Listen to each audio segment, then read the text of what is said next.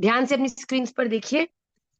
यद्यप्येते न पश्यन्ति लोभोपहत चेतसः कुलक्षय कृतं दोषं मित्रद्रोहे च पातकम् कथं न ज्ञेयमस्माभिः पापाद् पापादस्मान्निवर्तितुं कुलक्षय कृतं दोषं प्रपश्यद्भिर्जनार्दन। यद्यप्येते न पश्यन्ति लोभोपहत चेतसः कुलक्षय कृतं दोषं मित्रद्रोहे च पातकम् कथं न ज्ञेयमस्माभिः पापात् पापादस्मान् निवर्तितुं कुलक्षय कृतं दोषं प्रपश्यद्भिर् जनार्दन। इसकी संधि करेंगे तो क्या होगा? यद्यपि एते न पश्यन्ति लोभोपहत चेतसः कुलक्षय कृतं दोषं मित्रद्रोहे च पातकम् कथं न ज्ञेयम् अस्माभिः पापात् अस्मात् निवर्तितुं कुलक्षय कृतं दोषं प्रपश्यद्भिः जनार्दन। यद्यपि मतलब यदि, अगर, यद्यपि। लोभोपहत चेतसः मतलब लोभ से भ्रष्ट चित्त हुए। एते ये लोग। कुलक्षय कृतम मतलब कुल के नाश से उत्पन्न, मतलब जिनके जिन जो ये कुल, जब ये युद्ध होगा और इस कुल का विनाश होगा तो इससे उत्पन्न होने वाला जो पाप है, अपराध है, दोषम दोष है, च और मित्र द्रोहे मित्रों से विरोध करने में, पातकम पाप को। मेरा निवेदन है, please do not write anything on the screen, otherwise I have to put you out of the class. पातकम पाप को, न नहीं, पश्यंती देखते, जनार्दन हे जनार्दन, भगवान श्री कृष्ण से अर्जुन कह रहे हैं, कुलक्षय कृतम कुल के नाश से उत्पन्न दोषम दोष को, प्रपश्यत भी जानने वाले, अस्मा भी हम लोगों को, अस्मात इस, पापात पाप से, निवर्तितुम हटने के लिए, कथम क्यों, न मतलब नहीं, ज्ञेयम विचार करना चाहिए। तो अभी तक हम देख रहे हैं कि कैसे अर्जुन श्री कृष्ण को इस बात को पूर्ण तरह से उनका समर्थन प्राप्त करना चाहते हैं कि किसी भी कारण से, किसी भी उद्देश्य से अगर इस युद्ध को किया जाएगा तो ये हमारे कुल के लिए, हमारे स्वयं के लिए केवल और केवल पाप ही अर्जित करेगा। और अब अर्जुन भगवान श्री कृष्ण को ये समझा रहे हैं कि भगवान, अगर कोई व्यक्ति अपनी अल्प बुद्धि के कारण, मतलब अपने अविवेक के कारण, अपने अपनी कम बुद्धि के कारण कोई गलत कार्य करता है, अपने अनजानपंती में कोई गलत कार्य करता है, पर एक दूसरा व्यक्ति है जो जानता है कि ये गलत है, तो भगवान श्री कृष्ण से अर्जुन कह रहे हैं कि ये दुर्योधन अपनी दुष्ट बुद्धि के कारण इस बात को समझ नहीं पा रहा कि इस युद्ध को करने से हमारे जो कुल का कितना बड़ा नाश होने वाला है। पर हे भगवान श्री कृष्ण, मैं अर्जुन को तो आपने वो सद्बुद्धि दी है ना, जो इस चीज को देख सकता है कि ये जो युद्ध है ये केवल विनाश को ही प्राप्त कराएगा। तो एक बात बताओ कि किसी कम बुद्धि वाले को देखकर अगर बुद्धिमान भी उस गलत कार्य को ही संपन्न करेगा तो क्या ये एक बुद्धिमान व्यक्ति का आचरण है? आप निश्चित रूप से किसी अविवेकी को उसके उसकी अनभिज्ञता में किए हुए अपराध से उसको माफ कर दोगे, पर अगर कोई व्यक्ति जानबूझकर कोई गलत कार्य करेगा, क्या आप उसे क्षमा करोगे? क्या वो उसका अपराध आप गिनोगे नहीं?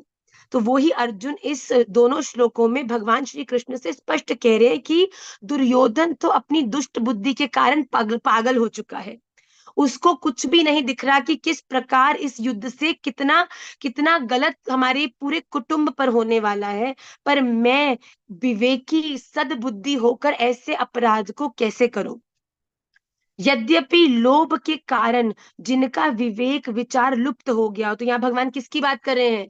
किसका किसका जो विवेक है वो लालच के कारण गुम हो चुका है? दुर्योधन का।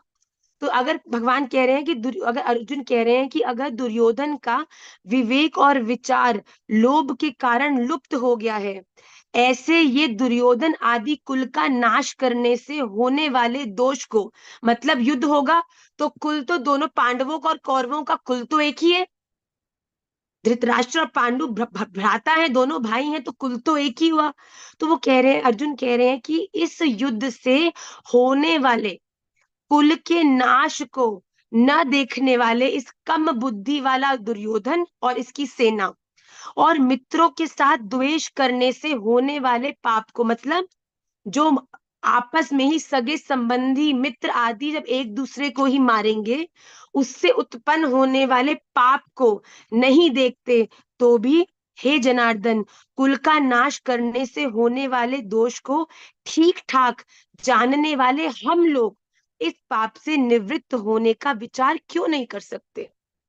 यहाँ अर्जुन बोल रहे हैं कि दुर्योधन में तो वो विवेक बुद्धि है ही नहीं कि वो इस आने वाले इतने बड़े प्रलयात्मक विचार को समझ सके कि कुल का नाश होगा, पापों को प्राप्त होके हमारी जो गति है वो भी बिल्कुल बिगड़ जाएगी। पर भगवान, हम तो कुछ ठीक ठाक इस इतने बड़े अपराध को देख पा रहे हैं, मैं इस अपराध को समझ पा रहा हूं, तो आप मुझे बताइए कि मैं किसी के द्वारा गलत होते हुए देखकर उसकी उस गलती में अपना समर्थन कैसे करूं। क्या आपको लगता नहीं कि एक विवेकशील व्यक्ति का ये आचरण होना चाहिए कि अगर वो किसी को गलत कार्य करते हुए देख रहा है तो उसे उसका साथ न देकर उसको रोकने का प्रयास करना चाहिए। तो यहाँ अर्जुन भगवान को कह रहे हैं कि भगवान, मुझे लगता है कि हमें दुर्योधन का साथ न देकर इस युद्ध को रोकना चाहिए। देखिए, अर्जुन बहुत सारे कारण दे रहे हैं, मेरा शरीर साथ नहीं दे रहा, मैं मानसिक रूप से बड़ा शिथिल हो चुका हूँ, मेरे परिवार के जन खड़े हैं, इसको मार के मेरे निजी जीवन में अपराध घटेंगे जिससे कि मेरी गति खराब होगी, मेरे कुल का नाश हो जाएगा, जो हमारा वर्ण संकर है, जो हमारा बीज है, जो हमारे इस पूरे परिवार का कहते हैं ना कुल बीज है, अगर हम लोग हार गए, तो अगर हम लोग देखिए, अगर दो भाई युद्ध करेंगे और दोनों तरफ अपने ही परिवार के जन होंगे, तो जो जो मरेंगे भी युद्ध में वो भी तो अपने ही होंगे, अपने ही कुल के लोग होंगे। अब सोचिए, मेरे पूरे कुल में है 100 लोग, 50 इस तरफ 50 इस तरफ, अब 50 50 50 में युद्ध हुआ। अब जब युद्ध हुआ तो इस सेना से बचे 15 और इस ये सेना से बचे 10, तो 100 में से बचे टोटल 25। अब अर्जुन अगले श्लोक में बड़ी समझदारों वाली बात भगवान श्री कृष्ण से कह रहे हैं कि भगवान चलो, आप इंटरनल जो लॉस है वो होगा उसको तो छोड़ो, आप बड़ी बात समझो। यहाँ अर्जुन कह रहे हैं कि जब हम 100 से केवल 25 रह जाएंगे, जब हमारा युद्ध होगा और बाकी सब मर जाएंगे और कुल के हमारे केवल 25 रह जाएंगे, तो तब जो और कुल के राजा हैं, जो हम पर ताक लगाए बैठे हैं कि अभी तो ये लोग बड़े शक्तिशाली हैं क्योंकि संख्या में बहुत सारे हैं, पर जब युद्ध हो जाएगा और हमारी संख्या कम हो जाएगी, तब और राज्यों के राजा हमसे युद्ध करने आएंगे, और जब वो हमसे युद्ध करने आएंगे तब हमारी संख्या केवल कितनी रह गई, 25, और हम क्या हो गए, वीक। तब क्या होगा, युद्ध में हम लोग उन राज्यों के राजाओं से हार जाएंगे, और जब वो राज्य के राजा हमें हरा देंगे तब हमारे राज्य पे वो ही राज करेंगे, और जब वो हमारे राज्य पे राज करेंगे तब हमारे राज्य की प्रजा, हमारे राज्य की स्त्रियों का क्या होगा, शोषण।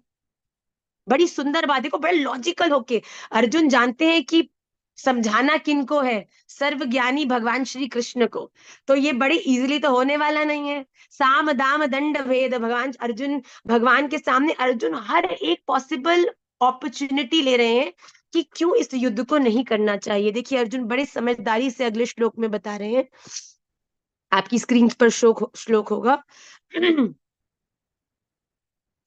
कुलक्षये प्रणश्यन्ति कुलधर्मः सनातनः, धर्मे नष्टे कुलं कृत्स्नम् अधर्मोऽभिभवत्युत। कुलक्षये प्रणश्यन्ति कुलधर्मः सनातनः, धर्मे नष्टे कुलं कृत्स्नम् अधर्मोऽभिभवत्युत। इसकी संधि कैसे होगी, कुलक्षये प्रणश्यन्ति कुल धर्मः सनातनः, धर्मे नष्टे कुलं कृत्स्नम् अधर्मः अभिभवति उत। इसमें अगर हम इसका अनुवाद करें, कुलक्षय मतलब जब कुल, हमारा जो कुल है वो क्षय हो जाएगा, मतलब खत्म हो जाएगा, कुल का जब नाश हो जाएगा। तो कुल के नाश से सनातनः, सनातन, कुल धर्म, सनातन मतलब प्राचीन समय से चलते आ रहा चलते हुए आता हुआ कुल धर्म, हमारा कुल धर्म, प्रणश्यंती नष्ट हो जाएगा। धर्मे, धर्म के नष्टे, नष्ट नाश हो जाने पर, कृत्स्नम, कृत्स्नम संपूर्ण कुलम, कुल में अधर्म, पाप उतः भी अभिभवती, बहुत ज्यादा फैल जाएगा। यहाँ अर्जुन स्पष्ट कह रहे हैं कि कुल का नाश होने पर सदा से चलते आए कुल धर्म नष्ट हो जाते हैं, और धर्म का नाश होने पर बचे हुए संपूर्ण कुल को अधर्म दबा लेता है। तो यहाँ अधर्म क्या है? अधर्म है दूसरे राज्यों द्वारा अपने राज्य को जीते जाना। जब आपके ऊपर जो अन्य धर्म के लोग हैं वो जब विजय प्राप्त कर लेंगे, तो आप धर्म को आपको अडॉप्ट करने की आपको सुविधा देंगे नहीं।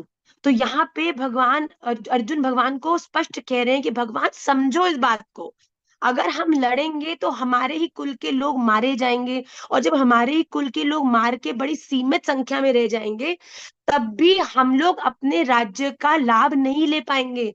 क्योंकि तब क्या होगा, अन्य धर्म के लोग हमारे ऊपर विजय करके हमारे धर्म को नष्ट कर देंगे, और हमारे धर्म में अधर्म को फैला देंगे, हमें अपने धर्म को फॉलो नहीं करने देंगे, और बल्कि अपने धर्म को हम पर जबरदस्ती थोप कर हमें हमारे द्वारा उस अधर्म को फॉलो करवाएंगे।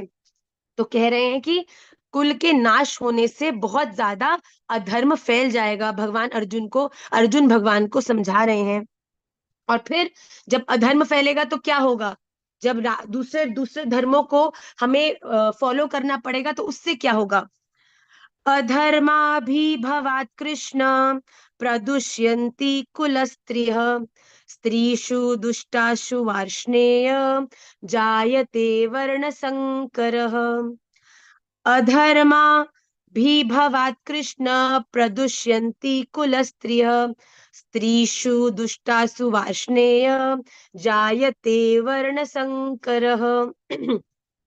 इसका संधि है अधर्माभिभवात् कृष्ण प्रदुष्यन्ति कुलस्त्रियः, स्त्रीषु दुष्टासु वार्ष्णेय जायते वर्ण संकरः। अर्थात हे कृष्ण, अधर्माभिभवात् मतलब जब अधर्म बहुत ज्यादा बढ़ जाएगा, पाप के बहुत ज्यादा बढ़ जाने से, कुलस्त्रियः कुल की स्त्रियां, प्रदुष्यंती अत्यंत दूषित हो जाएंगी, वार्ष्णेय हे वार्ष्णेय, स्त्रीशु स्त्रियों के, दुष्टासु दूषित हो जाने पर, वर्ण संकर मतलब जो हमारे इस पूरे कुल का जो बीज है, जायते वर्ण संकर उत्पन्न होता है, मतलब वर्ण संकर मतलब जो आपके इस कुल का जो बीज है वो दूषित होकर, मिक्स होकर वो खराब हो जाएगा। यहाँ क्या कह रहे हैं कि जब अन्य धर्मों के लोग हम पर विजय कर कर फोर्सफुली हमें अपने धर्म को अडॉप्ट करके उस पे चलने के लिए हमें विवश करेंगे, तब क्या होगा, जो हमारे कुल की बची हुई स्त्रियां हैं उनका भी शोषण होगा। और जब उनका शोषण अन्य धर्मों के राजाओं द्वारा किया जाएगा, तो जो बीज हमारे इस कुल का उन स्त्रियों के माध्यम से जिसका विस्तार होता है वो भी वर्ण संकरित हो जाएगा, वो भी गड़बड़ हो जाएगा। जब स्त्रियां शोषित हो जाएंगी तो आगे आने वाली संतानें भी उस धर्म की रहेंगी। अगर कोई व्यक्ति एक एक धर्म का हो, स्त्री अलग धर्म की हो, पति अलग धर्म का हो, तो जो बालक होता है वो सदा मिक्स्ड हाइब्रिड ही रहता है, ना वो इस धर्म का होता है ना वो उस धर्म होता है। तो पूरी जीवन उसके जीवन में यही एक स्ट्रगल चलता है कि उसे फॉलो करना क्या है। इसको कहते हैं वर्ण संकर, उनका जो बीज है, उनका मूल जो बिंदु है वो दूषित हो जाता है। तो यहाँ क्या कह रहे हैं कि अगर मैंने ये युद्ध लड़ा तो पहले तो हमारा कुल नष्ट, कुल नष्ट के बाद हमारे कुल में अधर्म, अधर्म होने से हमारे कुल में जो स्त्रियां हैं उनका शोषण, और शोषण होने से आने वाला जो आगे का हमारा कुल है वो भी नष्ट हो गया। तो इन शॉर्ट हमारा पूरा जो कुल है वो खत्म हो जाएगा। तो अर्जुन कह रहे हैं कि हर व्यक्ति अपने जीवन में श्रम करता है कि उसका जो कुल है वो सदा वृद्धि को प्राप्त करे, उसका कुल सदा बढ़ता चला जाए। पर अगर मैंने ये युद्ध किया तो मेरा संपूर्ण कुल क्षय हो जाएगा, खत्म हो जाएगा। इसके बाद अर्जुन आज के आखिरी श्लोक में देखिए क्या कह रहे हैं। संकरो नरकायैव कुलग्नानां कुलस्य च पतन्ति पतन्ति पितरो ह्येषां लुप्तपिण्डोदक क्रियाः। इसका संधि देखिए, संकरः नरकाय एव कुलग्नानां कुलस्य च पतन्ति पितरः हि एषां लुप्तपिण्डोदक क्रिया। संकरः मतलब जब वर्ण संकर हो जाएगा, कुलग्ना नाम कुल घातियों को, च और कुलस्य कुल को, नरकाय नरक में ले जाने के लिए, एव ही होता है, लुप्त पिंडोदक लुप्त हुई पिंड और जल की क्रिया, क्रिया वाले अर्थात श्राद्ध और तर्पण से वंचित, एशाम इनके पितरह पितर लोग भी अधोगति को प्राप्त होते हैं। देखिए अर्जुन ने कहां से बात को इस कुल के पितरों तक, इस पूरी साइकिल को पहुंचाया है। अब अर्जुन आगे क्या कह रहे हैं आप देखो ध्यान से। देखो सबसे पहले युद्ध होगा, युद्ध हुआ तो हमारे कुल के लोग मारे जाएंगे, बचे कुचे लोगों पर अन्य कुल के अलग अन्य धर्म के लोग उनको पे कॉन्कर करके अपने अधर्म को हमारे धर्म में स्थापित करेंगे। उससे क्या होगा, स्त्रियों का शोषण होगा। जब स्त्रियों का शोषण होगा तो आगे आने वाली जो जनरेशन होगी वो भी वर्ण संकरित होगी, वो भी अपना जो कुल है उसे उसे खो देगी, अपने धर्म को खो देगी। और जब ऐसी जो अगली पीढ़ी आएगी जो वर्ण संकरित होगी, जो अब हमारे धर्म की नहीं होगी, तो क्या आपको लगता है कि वो अपने पितरों को श्राद्ध आदि या पिंडदान आदि करेंगे? नहीं। तो क्या कह रहे हैं अर्जुन, तो ऐसी जो जनरेशन आएगी उनके ऐसे कार्य के कारण जो पितर लोक में जो पितर भी विराज रहे हैं वो भी अधोगति को प्राप्त होंगे। तो अर्जुन कह रहे हैं न केवल हम दुखी होंगे बल्कि हमारी प्रजा, प्रजा के बाद हमारे जो आगे स्त्रियां हैं और आने वाली जो जनरेशन है सभी अस्त व्यस्त हो जाएंगी, नष्ट हो जाएंगी। यहाँ तक कि हमारे पितरों को पिंड श्राद्ध आदि दान करने के लिए भी कोई भी नहीं बचेगा। तो भगवान को अर्जुन कह रहे हैं भगवान कुछ भी करिए पर इस युद्ध को रोक दीजिए, क्योंकि इस युद्ध के होने से सब कुछ बिल्कुल विनाश हो जाएगा, सब कुछ खत्म हो जाएगा। आइए आज के 5 श्लोकों को हम दोबारा पढ़ें। ये साइकिल जरा ध्यान से याद रखिएगा कि कैसे अर्जुन भगवान श्री कृष्ण को बता रहे हैं कि एक युद्ध के निर्णय से किस प्रकार तक पितरों तक की अधोगति होने वाली है। यद्यप्येते न पश्यन्ति लोभोपहत चेतसः कुलक्षय कृतं दोषं मित्रद्रोहे च पातकं कथं न ज्ञेयमस्माभिः पापादस्मान् निवर्तितुं कुलक्षय कृतं दोषं प्रपश्यद्भिर्जनार्दन कुलक्षये प्रणश्यन्ति कुलधर्मः सनातनः धर्मे नष्टे कुलं कृत्स्नम् अधर्मोऽभिभवत्युत अधर्माभिभवात् कृष्ण प्रदुष्यन्ति कुलस्त्रियः स्त्रीषु दुष्टासु वार्ष्णेय जायते वर्णसंकरः संकरो नरकायैव कुलज्ञानां कुलस्य च पतन्ति पितरो ह्येषां लुप्तपिण्डोदक क्रियाः। श्री राधा रमण लाल की जय। आप सभी लोग जो ये अग्रसर जो 5 श्लोक हमने किए हैं इनको अपने नित्य प्रति पाठ में इनको आप उपस्थित कराइएगा। प्लीज प्लीज उच्चारण का अभ्यास करिए, क्योंकि जब हम आगे बढ़ते जाएंगे अगर आपको पीछे का जो उच्चारण है पाठ है आपका शुद्ध होगा तो आपको उससे पढ़ने में भी आनंद आएगा, आपको रस आएगा और तभी आप इसका बार बार अभ्यास और पाठ भी करेंगे।